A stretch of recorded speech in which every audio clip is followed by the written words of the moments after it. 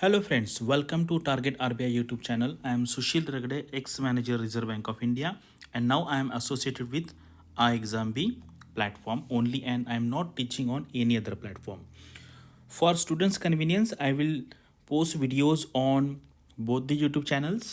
दोनों के दोनों YouTube चैनल पे मैं वीडियो पोस्ट करूँगा, टारगेट RBI पे भी और iExam पे भी। तो चलो देखते हैं आज का हमारा एजेंडा क्या है। आज एजेंडा है हमारा NABARD grade A and grade B का जो फेज़ 2 अभी एग्ज़ाम होने वाला है 16 नवंबर को और 17 नवंबर को।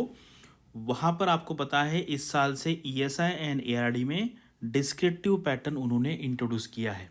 तो उससे रिलेटेड और बाकी भी सारे हम इश्यूज़ यहाँ पे डिस्कस करेंगे कि वर्ड लिमिट कितनी हो सकती है, नंबर ऑफ शिफ्ट कितने हो सकते हैं, पेपर का पैटर्न कैसे हो सकता है, स्ट्रेटेजी क्या होनी चाहिए, आपकी स्पीड क्या होनी चाहिए, और आंसर जो है वो पैराग्राफ फॉर्म में लिखने हैं या पॉइंट फॉर्म में लिखने हैं।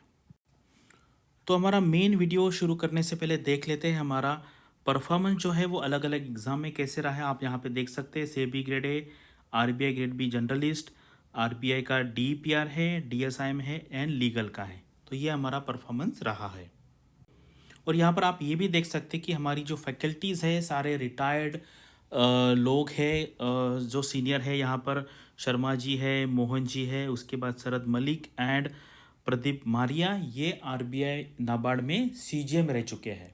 और बाकी मैं हूँ सुशील रगड़े, एक्स मैनेजर हूँ था आरबीआई में, और सीपी जोशी आरबीआई में एजीएम थे, और बाकी भी सारी फैकल्टी आप यहाँ पे देख सकते हैं। तो चलो अभी आते हैं हमारे टॉपिक पे। ये है नाबार्ड का जो नोटिफिकेशन है, उसमें उन्होंने ऐसा एक पैटर्न दिया था कि मेन एग्ज़ाम में एक इंग्लिश का पेपर होगा आपका 90 मिनट्स के लिए, एंड जो सेकंड पेपर होगा economic and social issues and ARD का।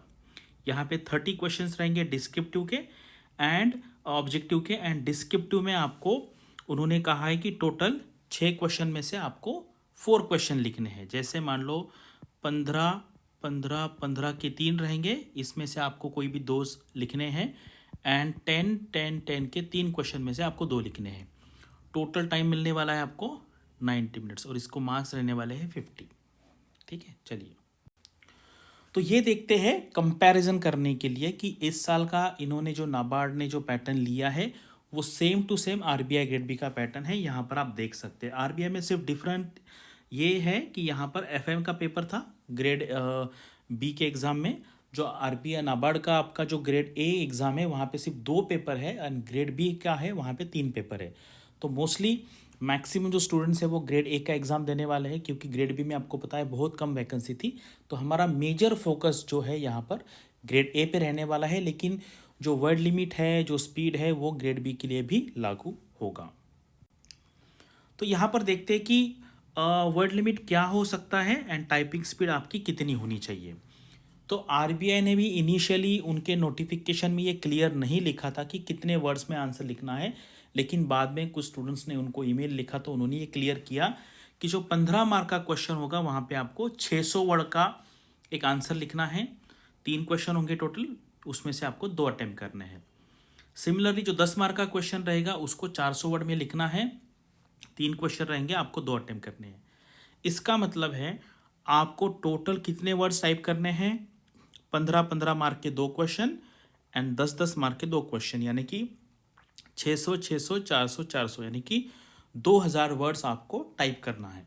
तो जनरली 2000 वर्ड्स काफ़ी ज़्यादा हो जाएंगे, तो मैं ऐसे समझता हूँ कि 80% भी अगर आपने इसमें अचीव कर लिया, आपने कंटेंट पे फोकस किया, तो भी ये सफिशिएंट रहेगा आपको इंटरव्यू का कॉल आने के लिए। तो अभी देखते हैं कि जैसे मान लो अगर आपको 1600 वर्ड्स अगर लिखने हैं आपको, और आपको टाइम है 90 मिनट्स का, ठीक है, तो इसमें मैं 10 मिनट आपको निकाल देता हूँ। 10 मिनट इसलिए निकाल देता हूँ क्योंकि आपको क्वेश्चन पढ़ना है, थोड़ा सा उसके बारे में सोचना है। टोटल 4 क्वेश्चन आपको थोड़ा उसका ब्रेनस्टॉर्मिंग करना पड़ेगा। 4 क्वेश्चन आपको सेलेक्ट करने हैं 6 में से, तो इसके लिए हम 10 मिनट एलोकेट कर देते हैं। तो आपको जो टाइपिंग करने के लिए टाइम बचता है 80 मिनट्स।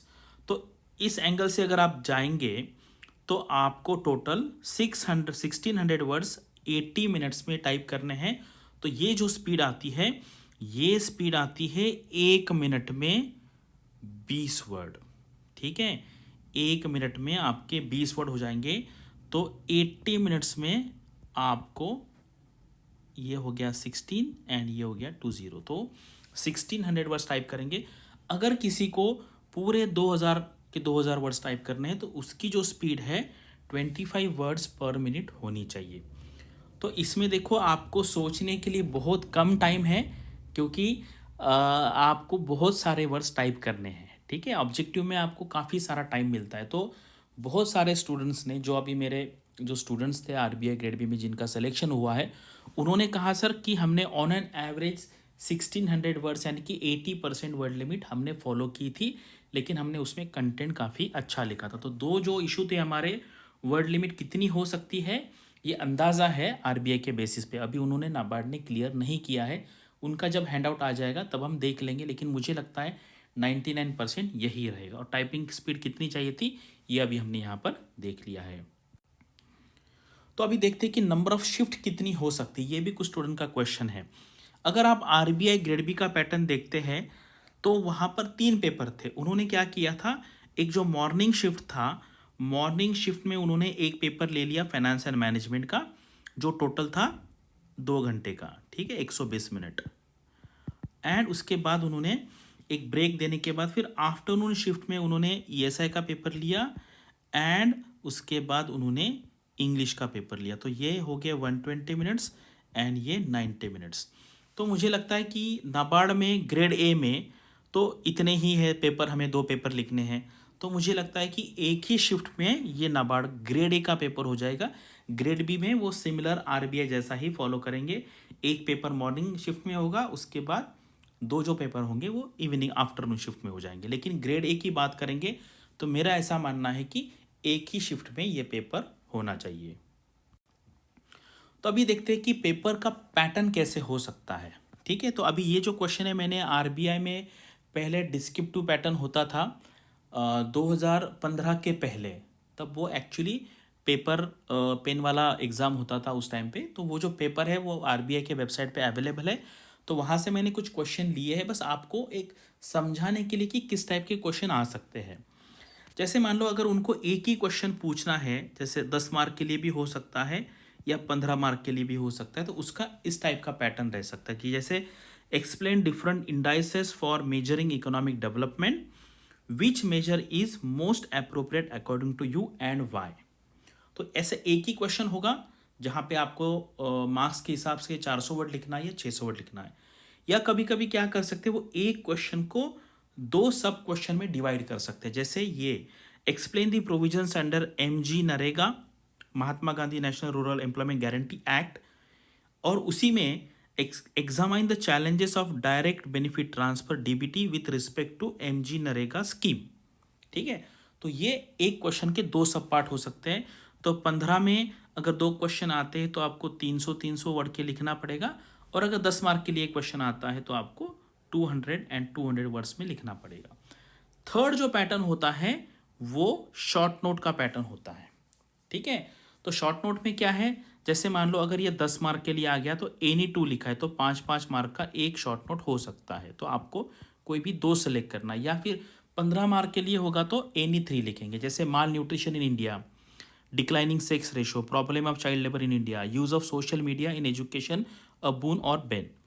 तो ये हो गया एग्ज़ाम का पैटर्न, और सिमिलर टाइप का पैटर्न उन्होंने जो अभी आरबीआई ग्रेड बी का एग्ज़ाम हुआ है वहाँ पर फॉलो किया था। ये बस आपको आइडिया आने के लिए, कभी कभी एक ही क्वेश्चन हो जाएगा 600 वर्ड्स में, या फिर कभी कभी आपको 3 शॉर्ट नोट्स भी लिखने पड़ सकते हैं या 2 शॉर्ट नोट्स भी लिखने पड़ सकते हैं, या कभी कभी वो एक क्वेश्चन को 2 सब क्वेश्चन में भी डिवाइड कर सकते हैं। तो ये बस आपको आइडिया है देने के लिए कि किस टाइप का क्वेश्चन आ सकता है। एट द एंड मैंने एक आपको मॉडल क्वेश्चन पेपर प्रोवाइड किया है, उसके मॉडल आंसर्स भी हम प्रोवाइड करेंगे, जो उसका जो लिंक है हमने डिस्क्रिप्शन बॉक्स में दिया हुआ है, तो आप वहाँ पे जाके चेक कर सकते हैं कि कैसा मॉडल आंसर हो सकता है। आप पहले लिखिए, देन बाद में हमारा मॉडल आंसर चेक कीजिए। तो अभी जो नेक्स्ट पॉइंट है वो है स्ट्रैटेजी, कि आपकी डिस्क्रिप्टिव पेपर के लिए कैसी स्ट्रैटेजी होनी चाहिए। तो मैं आपको कुछ अच्छे रिसोर्सेज बताऊंगा कि जो बहुत ही, हम कहते हैं कि रिच रिसोर्सेज है गवर्नमेंट ऑफ इंडिया के द्वारा प्रोवाइड किए गए। तो ये है सबसे इम्पोर्टेंट रिसोर्स है आपका इकोनॉमिक सर्वे। तो आप यहाँ पर वेबसाइट पे जाइए, तो यहाँ पर वॉल्यूम 1 एंड वॉल्यूम 2 मिलेगा आपको, तो हमने वॉल्यूम 2 पे क्लिक किया है। तो अभी हम सिर्फ मैं आपको एक बता देता हूँ वॉल्यूम कैसे देखना है एक टॉपिक, बाद में उसी तरीके से आप बाकी टॉपिक का भी पढ़ाई कर सकते हैं। अभी मैंने ये एग्रीकल्चर एंड फूड मैनेजमेंट इसीलिए लिया है क्योंकि हमारा ये नाबार्ड का एग्ज़ाम है और वहाँ पर ये जो टॉपिक है इसका इम्पोर्टेंस सबसे ज़्यादा है। तो आप यहाँ पे जाएंगे, ये हर टॉपिक आपको पीडीएफ फॉर्म में मिलेगा। और कुछ स्टूडेंट्स ऐसा भी पूछ सकते कि सर अभी टाइम कहाँ पे, देखो 10 दिन में भी पूरा नाबार्ड का जो पढ़ाई है 10 दिन में भी आप कर सकते हैं। अभी तो काफ़ी दिन है आपको, आपके पास कम से कम एक 18-19 दिन है।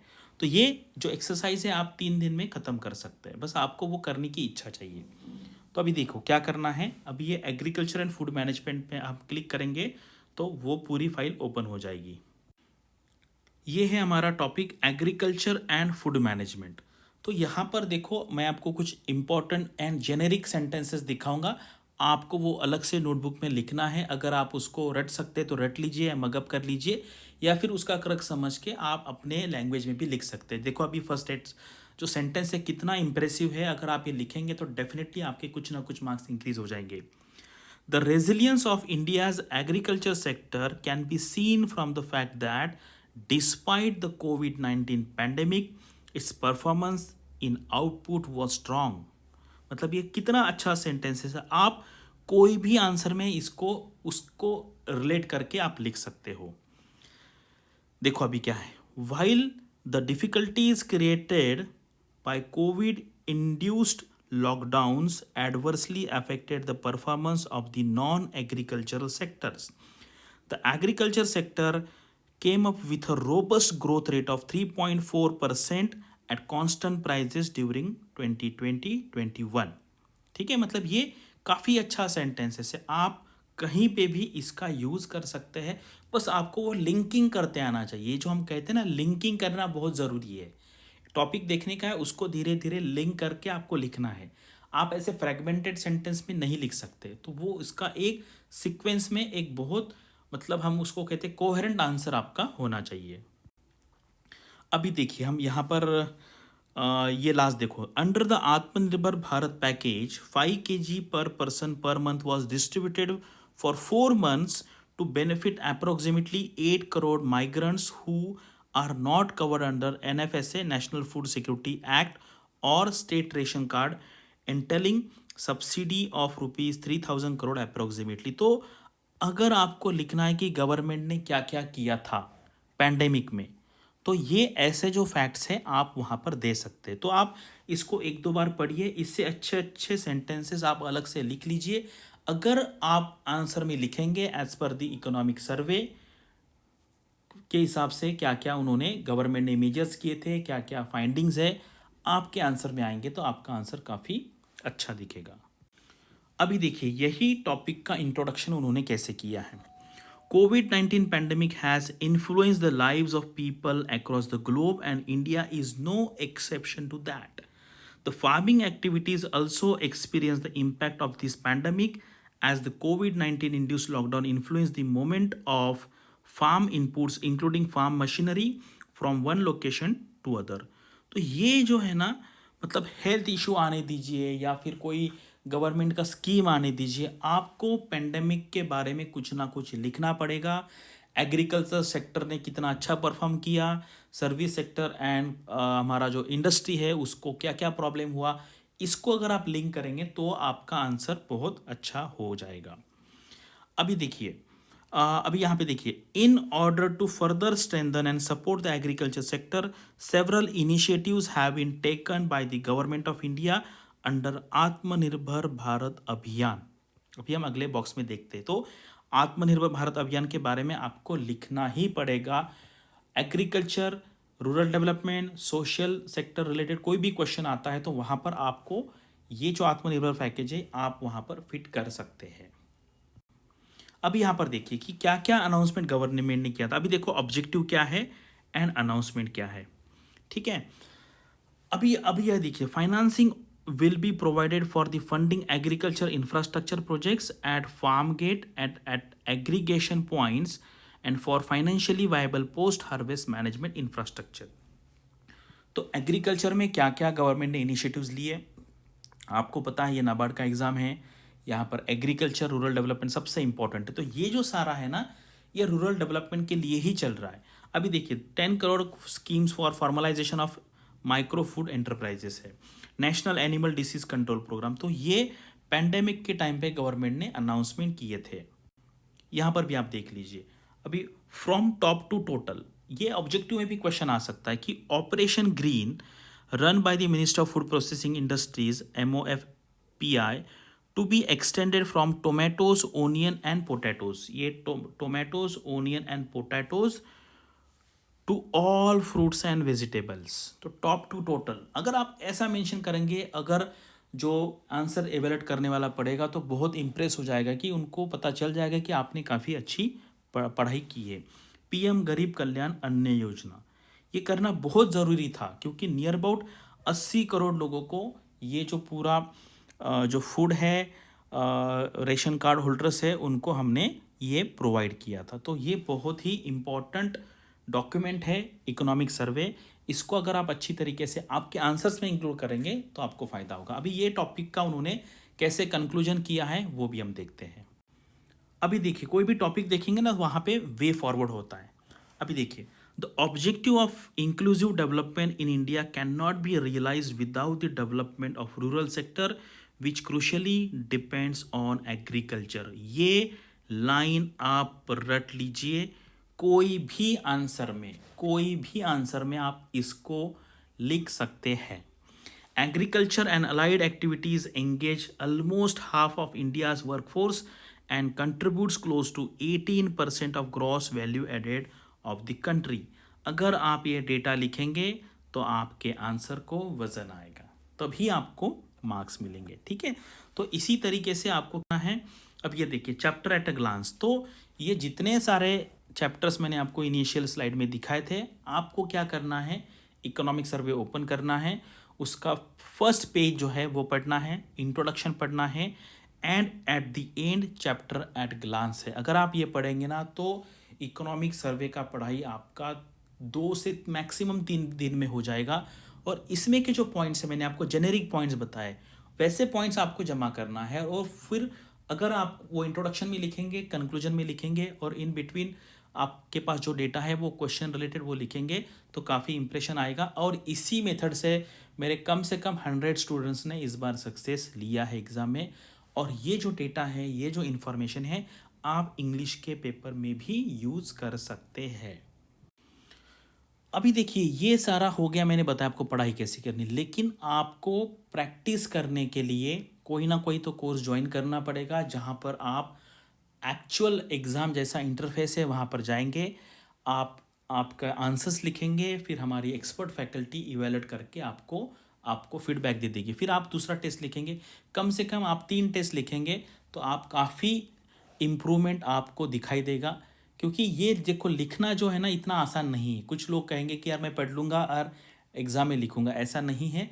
आपको एक्चुअल जो इंटरफेस है एग्ज़ाम में जैसे होता है, वैसे एनवायरनमेंट में आपको प्रैक्टिस करनी पड़ेगी। ये जो सारी स्लाइड्स है मैं बताता हूँ, जैसे आप हमारे कोर्स में जाएंगे तो यहाँ पर आपको इस टाइप का इंटरफेस दिखेगा। फिर आप क्लिक कीजिए, यहाँ पर आपको फ़ेज़ 1 फ़ेज़ 2 दिखेगा। फ़ेज़ 1 का एग्ज़ाम तो हो गया है, अभी यहाँ पर आप फ़ेज़ 2 पे क्लिक करोगे। फिर बाद में यहाँ पर काफ़ी सारी टेस्ट है। देखो NABARD grade A officer mains paper 2 mock test है। ये मॉक टेस्ट आप यहाँ पे जाके दे सकते हैं।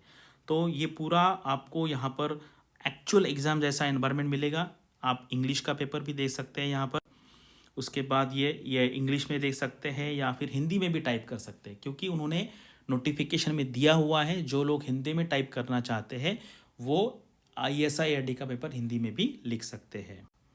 तो ये देखिए आपको पहले ऑब्जेक्टिव क्वेश्चंस आएंगे, यहाँ पर ESI का अलग सा सेक्शन हमने दिया है, NARD का अलग सा सेक्शन दिया है। फिर ये देखिए ये पूरा जो इंटरफेस है ये एक्चुअल एग्ज़ाम में है उसी तरीके।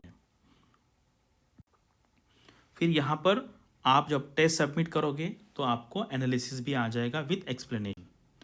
तो ये देखिए ये डिस्क्रिप्टिव का है, यहाँ पर है discuss the important provisions of national education policy 2020 and critically analyse the NEP। तो फिर यहाँ पे आपको आंसर लिखना है। ये देखो सेकंड क्वेश्चन, आपको यहाँ पर स्पेस दिया गया है आंसर लिखने के लिए। एंड फिर बाद में आप सबमिट करने के बाद आप इसका जो सोल्यूशन है, मॉडल आंसर क्या है, वो भी आप यहाँ पे देख सकते हैं। ये देखिए सारे जो क्वेश्चंस है उसके हमने मॉडल आंसर दिए हुए हैं। तो अभी एक मैंने यहाँ पर आपके लिए एक मॉडल पेपर दिया है, इसके आंसर्स आपको मिलेंगे। इसका जो लिंक है PDF कहाँ से डाउनलोड करना है मैंने डिस्क्रिप्शन बॉक्स में दिया है, आप वहाँ पे जाके देख लीजिए। तो ये ESI में यहाँ पर हमने 3 क्वेश्चन फ्रेम किए हैं। क्वेश्चन नंबर 1, 2 एंड 3, ये 15 मार्क का क्वेश्चन है। यहाँ पर 3 शॉर्ट नोट लिखने हैं आपको, एक शॉर्ट नोट को 5-5 मार्क होंगे। तो नियर अबाउट 200 एंड 200 वर्ड्स में आपको लिखना है। ये सेकंड क्वेश्चन 15 मार्क का है एंड थर्ड है 10 मार्क का। तो ये हो गया ESI। तो आपके पास चॉइस रहने वाला है, मतलब 3, अगर आपको एग्रीकल्चर थोड़ा सा डिफिकल्ट लग रहा है नॉन एग्रीकल्चर स्टूडेंट्स को, तो आप उसको स्किप कर सकते हैं, क्योंकि 3 में से आपको 2 लिखना है 15 मार्क में से, और जो 10 मार्क है उसके भी 3 में से आप 2 लिखेंगे। ठीक है, तो आप यहाँ पे भी देख सकते हैं, ये 15 मार्क का यहाँ पे 2 क्वेश्चन हो गए, और ये 15 मार्क का तीसरा क्वेश्चन है, और 10 मार्क के यहाँ पर 2 है, और वो ESI में 1 लिया। तो इसके आंसर आप देने का ट्राई कीजिए। जैसे आपको आंसर आएगा, जितना आएगा उतना देने का ट्राई कीजिए, क्योंकि लिखना जो है ना, वो जब तक आप प्रैक्टिस नहीं करोगे तब तक आपको उसका कॉन्फिडेंस नहीं आएगा। ठीक है, तो मैंने आपको जैसे बताया कि इकोनॉमिक सर्वे का कैसा यूज़ करना है, उस तरीके से करेंगे तो आपके पास बहुत अच्छे सेंटेंसेस होंगे, आपके पास काफ़ी अच्छा डेटा रहेगा। आप हमारा कोर्स भी ज्वाइन कर सकते हैं, वहाँ पर हमने काफ़ी सिस्टमेटिकली आपको सारा मटेरियल जो है, वीडियोज़ है, प्रोवाइड किया हुआ है। तो अभी आपको पता है दिवाली अभी आने वाली है, तो हमने काफ़ी अच्छा डिस्काउंट आपके लिए लाया है। तो आप हमारे वेबसाइट को विजिट कीजिए, और वहाँ से आप हमारा नाबार्ड का जो फेज़ 2 का ऑनलाइन कोर्स है वो आप वहाँ पे ज्वाइन कर सकते हैं। So thanks for watching this video and all the best for your studies and your NABARD grade A and NABARD grade B phase 2 examination.